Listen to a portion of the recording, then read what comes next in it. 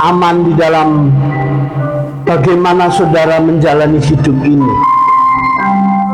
Aman di sini bahwa saudara percaya yakin bahwa keselamatan itu pasti saudara memperolehnya atau saya memperolehnya karena saudara merasa beragama Kristen, atau saudara merasa sebagai pengikut Kristus, atau saudara merasa sudah rajin ke gereja, bahkan mengambil pelayanan dalam gereja. Ini bahaya, saudara. Sekalipun kita menjadi seorang hamba Tuhan, kita perlu mencurigai diri sendiri. Apakah kita benar-benar sudah berkenan di hadapan Tuhan? Kita perkarakan hidup kita ini di hadapan Tuhan. Karena Rasul Paulus, sekelas Rasul Paulus yang menulis 13 kitab di Perjanjian Baru,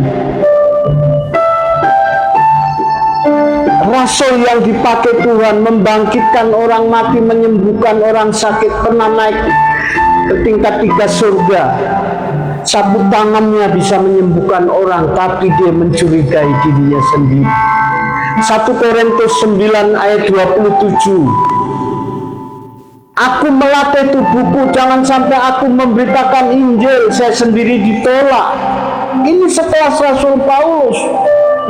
Saya sendiri, setelah saya mengerti kebenaran sejati Injil yang benar, betapa penuh perjuangan seorang yang layak berkenan di hadapan Tuhan itu. Sebuah perjuangan yang sangat berat, saudara. Maka Rasul Paulus 2 Korintus 5 ayat 9, aku berusaha hidup berkenan baik di dalam tubuh maupun di luar tubuh ini. Karena Paulus menyadari bahwa kodrat dosa itu ada di dalam dirinya. Dia ingin melakukan yang baik, tapi yang jahat dia lakukan, tulisan-tulisan lain. Dari renungan ini kita diingatkan, jangan saudara sudah merasa pede, merasa yakin benar, saudara ditentukan selamat, sekali selamat tetap selamat. Ini statement yang bahaya. Sekali selamat tetap selamat itu berlaku bagi mereka yang berusaha hidup berkenan di hadapan Tuhan, berusaha hidup menyenangkan hati Tuhan dalam setiap pikiran, perkataan, perbuatannya, berusaha hidup tak bercacat, tak bercela di hadapan Tuhan. Selalu kita perkarakan kehidupan kita hari lepas hari, setiap detik, setiap menit, setiap jam, setiap hari. Apakah segala sepak terjang hidup kita, ruang gerak hidup kita selalu selaras dengan hati, pikiran, perasaan Tuhan? Filipi 2 ayat 5. Saudaraku, kita sudah memasuki zaman akhir. Banyak dipanggil, sedikit yang dipilih. Yesus sudah mengingatkan, kalau kamu ingin diselamatkan harus berjuang ke jalan yang sempit itu, karena yang luas itu, yang lebar itu, banyak orang menuju kebinasaan. Kalau Rasul Paulus sendiri mencurigai dirinya sendiri, apakah saudara yakin keselamatan itu sudah menjadi milik saudara, menjadi milik saya?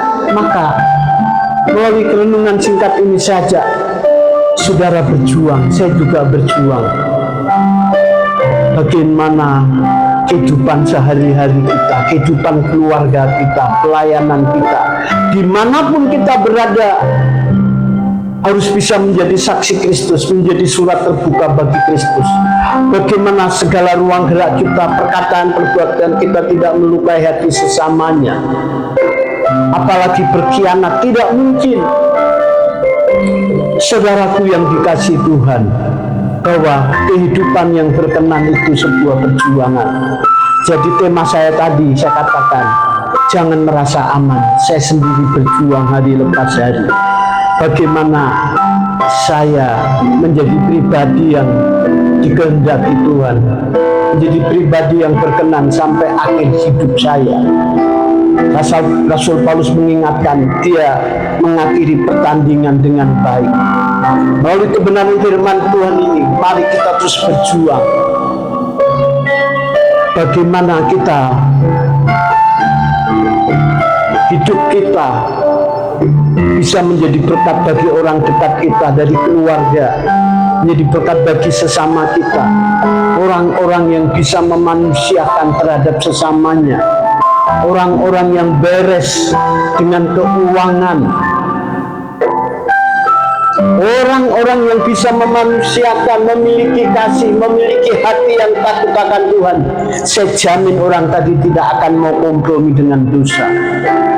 Maka Paulus, celakalah aku jika aku tidak memberitakan Injil. Injil yang benar itu merenggut seluruh hidup kita. Injil yang benar itu membuat kita gentar. Bagaimana saudara dan saya mengerjakan keselamatan hati dengan takut dan gentar.